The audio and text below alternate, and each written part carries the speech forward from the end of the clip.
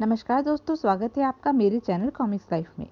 शुरू करते हैं मनोज कॉमिक्स की एक और मज़ेदार कॉमिक्स, पाप की दौलत। पाप की दौलत, चित्रकार विजय पंडित, लेखक विजय कुमार वत्स। बहुत समय पहले की बात है। भोगल नदी के किनारे जाखड़ गांव बसा हुआ था। भोगल नदी के तट पर बरगद का एक विशाल पेड़ था।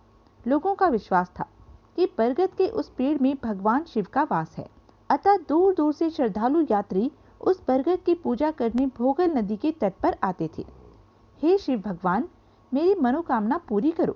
मुझ निसंतान की झोली में एक संतान डाल दो। झांकड़ गांव में धनपत नाम का एक संपन्न किसान भी रहता था। एक दिन वह अपनी पत्नी हिरमा से बोला, हिरमा, भोगल नदी के तट पर शिवरात्रि का मेला लग रहा है। क्यों ना हम तुम लखन और कृष्णा बेटे के साथ मेला घुमाएं? ठीक कहा आपने, मेले का मेला घूमना हो जाएगा और पवित्र बरगद की पूजा भी कराएंगे। धनपत और हिरमा तैयार हो उसी समय अपने जुड़वा पुत्रों लखन और कृष्णा के साथ भोगल नदी के तट की ओर चल दिए। मेले में पहुंचकर सर्वप्रथम धनपत और हिरमा ने भोगल नदी में स्नान किया। हे भोगल मैया, हमारा उद्धार करना।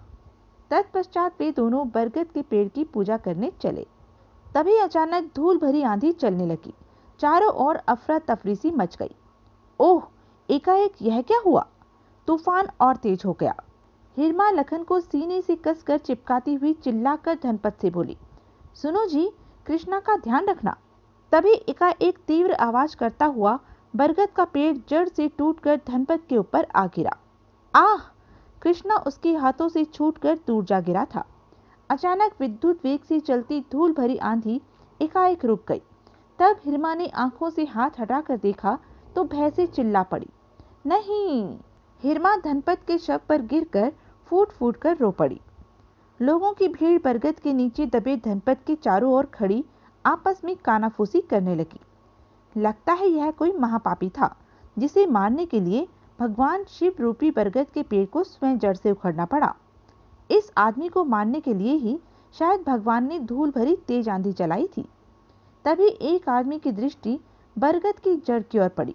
अरे, बरगद के टूटने से जमीन में जो गड्ढा बना है वहां एक सफेद शिवलिंग नजर आ रहा है। ओह, तब तो शिव भगवान ने साक्षात दर्शन दिए हैं। लोगों की भीड़ जमीन से निकले शिवलिंग की पूजा में जुट गई। तब रोती कलपती हिरमा ने जैसे तैसे करके लोगों की सहायता से धनपत के शव को बरगद के नीचे से निकाला और उसके पास बैठकर रोने लगी। एकाएक उसे कृष्णा की याद आई। कृष्णा तो अपने पिता की गोद में था, कहाँ चला गया वह? हिरमा ने सारे मेले में कृष्णा की खोज की, पर वह उसे कहीं नहीं मिला। अब तो हिरमा बुरी तरह टूट गई। हे मेरे भगवान, तूने एक ही झटके में मेरे सुहाग और गोद को उजाड़ दिया। मेरा सुहाग तो सदा के लिए लुट गया, पर मेरा बच्चा कृष्णा न जाने कहाँ गया। तूने मुझे यह किस पाप की सजा दी है भगवान? हिरमा ने लोगों की सहायता से जैसे तैसे धनपत का अंतिम संस्कार कर दिया। धनपत का अंतिम संस्कार कर जब लुटी पुटी हिरमा लखन को छाती से लगाकर वापस लौटी तो उसका घर धू धू करके जल रहा था। हाय, मेरा घर! अरे, कोई आग बुझाओ रे! हिरमा चिल्लाती हुई बेहोश हो भूमि पर गिर पड़ी। जब तक उसे होश आया उसका घर जलकर राख बन चुका था। आह! घर भी जलकर राख हो गया, सिर झुकाने की जगह भी न रही। एक पर एक पड़ते सदमे ने उसे तोड़ कर रख दिया था। वह रात हिरमा ने लखन के साथ खुले आकाश के नीचे गुजारी। उसकी सारी रात आंखों से कटी। जब भोर होने को हुई तब न जाने कैसे उसकी आंख लग गई। तभी उसने एक सपना देखा। हिरमा, जानती है मैंने तेरे पति का जीवन क्यों लिया? नहीं मेरे भगवान, मैं भला क्या जानूं? तो सुन, धनपत ने पाप की दौलत से अपना घर बनाया था। उसी दौलत से खेत लिए। पाप की दौलत ही उसे ले डूबी। पाप की दौलत? मैं कुछ समझी नहीं भगवान। हिरमा, यह तो तू जानती ही है कि आज से 5 वर्ष पूर्व धनपत एक गरीब खेतीहर मजदूर था। अपनी गरीबी के दिन मैं भला कैसे भूल सकती हूँ भगवान? हिरमा, उन्हीं दिनों एक धनी किसान के खेत में मजदूरी करते हुए धनपत को उसके खेत में गड़ा एक सोने का मटका मिला था, जिसे वह किसान की नजरों से बचाकर अपने घर ले आया था।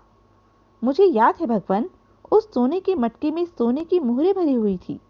हिरमा, वह धन डाकुओं का लूटा हुआ धन था, जिसे उन्होंने उस किसान के खेत में गाड़ दिया था। उस धन से धनपत ने खेत खरीदे, उसी धन से धनपत ने अपना घर बनाया था। और मैं बार बार धनपत के स्वप्न में आकर उसे सचेत करता रहा था कि धनपत, पाप की कमाई से घर व खेत खरीद कर तूने ठीक नहीं किया है। एक दिन पाप की यह दौलत तुझे ले डूबेगी। धनपत, तू पाप की कमाई से बने घर व खेत को दान कर दे, इसी में तेरी भलाई है। पर धनपत ने मेरी एक न सुनी। तब मुझे लाचार होकर आंधी चलाकर बरगद का पेड़ धनपत के ऊपर गिराना पड़ा। धनपत को उसके किए की सजा मिल गई।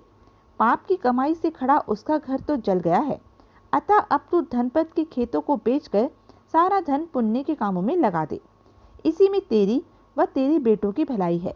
यदि तू ऐसा नहीं करेगी तो अभी तुझ पर और दुखों के पहाड़ टूटेंगे।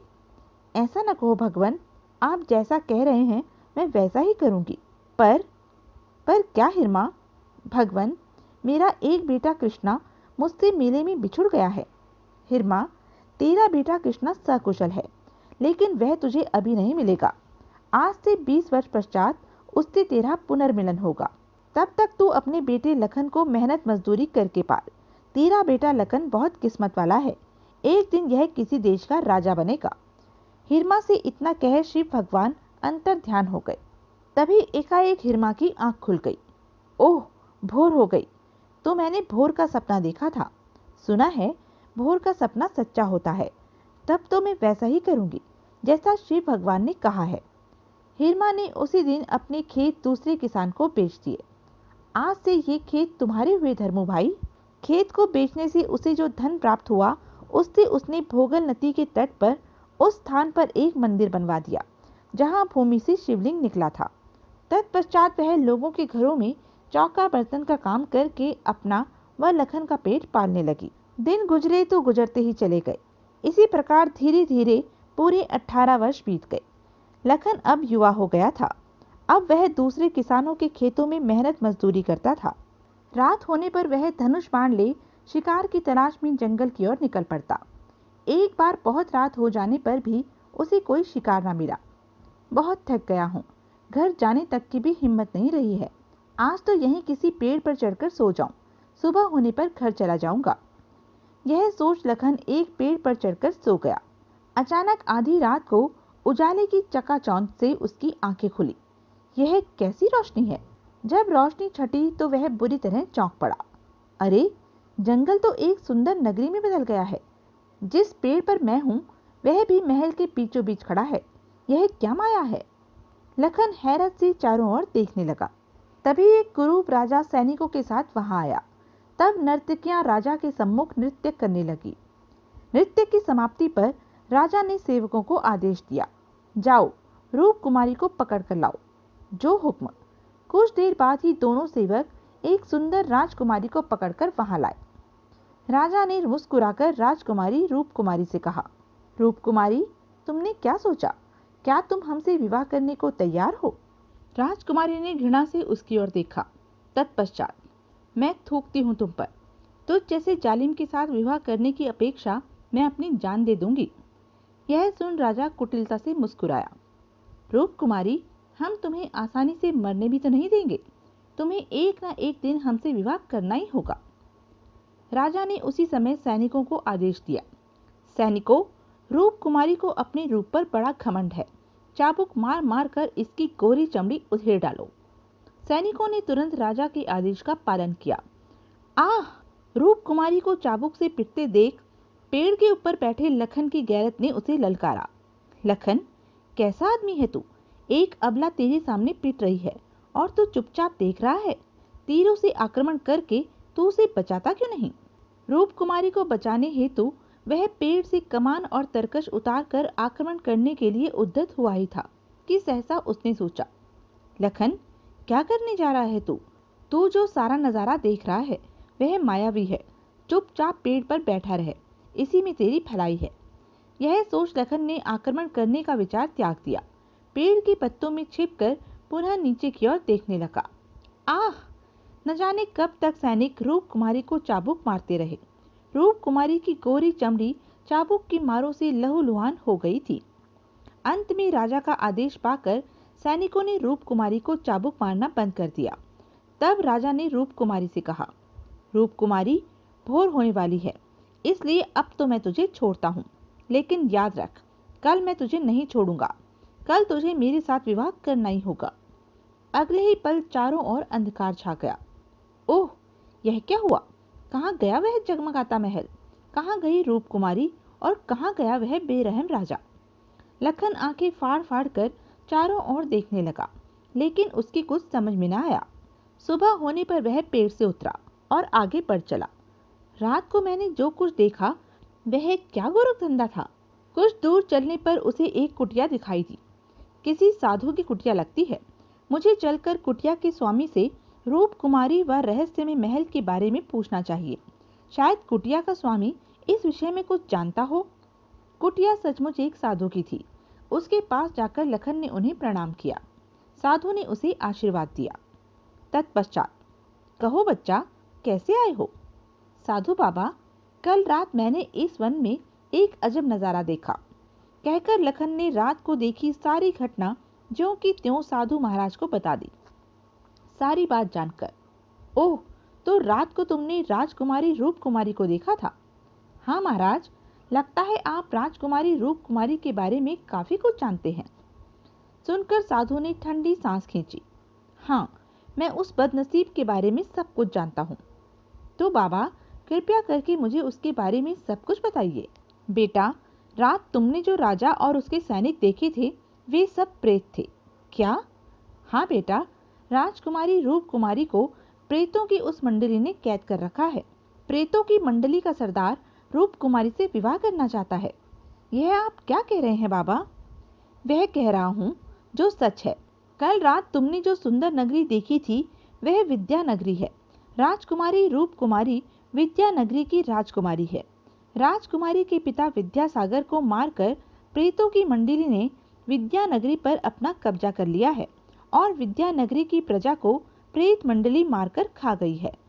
प्रेतों का सरदार रूप कुमारी से विवाह करना चाहता है, इसलिए वह हर रात को आकर प्रेतों का दरबार सजाता है, फिर चाबुक से रूप कुमारी को पिटवाता है और भोर होने से पहले अपनी मंडली के साथ गायब हो जाता है। और महल व रूप कुमारी कहाँ चले जाते हैं? प्रेतों के सरदार के प्रभाव के कारण विद्या नगरी व राजकुमारी रूप कुमारी दिन में मनुष्यों की नजरों से ओझल हो जाती है। रात होने पर प्रेतों के आते ही राजकुमारी व विद्या नगरी दिखाई देने लगती है। ओह, तो यह रहस्य है उस सुंदर नगरी का। फिर कुछ देर सोचकर उसने साधु से कहा, बाबा, क्या कोई ऐसा उपाय भी है जिसके करने से बेकसूर राजकुमारी को उन जालिम प्रेतों की टोली से मुक्त कराया जा सके? उपाय तो है बेटा। वह क्या उपाय है साधु बाबा? बेटे, मैं तेरी आंखों में राजकुमारी रूप कुमारी के प्रति सच्ची सहानुभूति देख रहा हूँ, इसलिए तुझे रूप कुमारी की भूतों से मुक्ति का उपाय अवश्य बताऊंगा। इतना कह साधु ने पास में रखे एक लकड़ी के टुकड़े की ओर इशारा करते हुए लखन से कहा, बेटा, यह लकड़ी तंत्र मंत्र के द्वारा अभिमंत्रित की हुई लकड़ी है।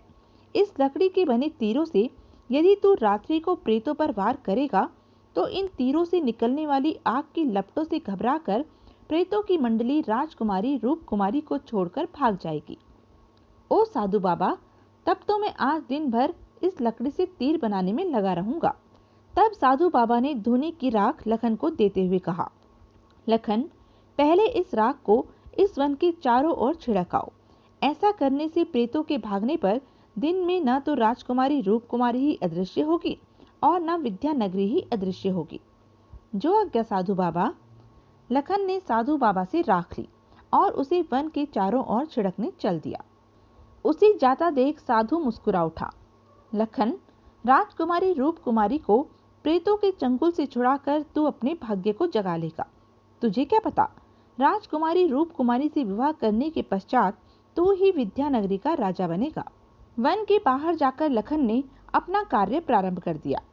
दोपहर होते होते लखन ने वन के चारों ओर राख डालने का कार्य पूरा कर लिया। तब वापस साधु बाबा की कुटिया पर आकर वह कुल्हाड़ी से अभिमंत्रित की हुई लकड़ी के टुकड़े करने लगा। तत्पश्चात उन लकड़ी के टुकड़ों से उसने नुकीले तीरों का निर्माण किया। इधर हिरमा बहुत बेचैन थी। लखन कल से घर वापस नहीं लौटा। पहले तो कभी ऐसा नहीं हुआ। वह कहीं किसी संकट में तो नहीं फंस गया है। दूसरी ओर सांझ होते होते लखन ने तीर बनाने का काम पूरा कर लिया था। शाबाश लखन, तुम तो बहुत मेहनती हो। एक ही दिन में दोनों मुश्किल कार्य पूरे कर लिए। अपनी बड़ाई सुनकर लखन केवल मुस्कुराकर रह गया। रात्रि होने पर, लखन, अब तीर लेकर तुम उस पेड़ के ऊपर पहुंच जाओ, जिस पेड़ के नीचे कल रात भूतों के सरदार ने अपना दरबार लगाया था। लखन तीरों की गठरी सिर पर उठा उस पेड़ की ओर चल दिया। शीघ्र ही वह उस पेड़ के नीचे पहुंचा। अर्धरात्रि होने में थोड़ी ही देर है, अब मुझे जल्दी से पेड़ पर चढ़ जाना चाहिए। लखन जल्दी से तीरों की गठरी ले उस पेड़ पर चढ़ गया। अर्धरात्रि के पश्चात पहले की तरह उस पेड़ के नीचे प्रेतों का दरबार लगा। जाओ, राजकुमारी रूप कुमारी को पकड़ कर ले आओ। कुछ देर बाद ही रूप कुमारी राजा के सामने थी। कहो राजकुमारी, कल की पिटाई से अकड़ कुछ कम हुई या नहीं? अब तो तुम हमसे विवाह करने को तैयार हो जाओगी ना? नीच, मुझसे विवाह करने के सपने देखना छोड़ दे, वरना बहुत पछताएगा। तो यह थी अब तक की कहानी। आगे की कहानी जानने के लिए बने रहें मेरे साथ। और हाँ, मेरे चैनल को लाइक, शेयर और सब्सक्राइब करना ना भूलें। धन्यवाद।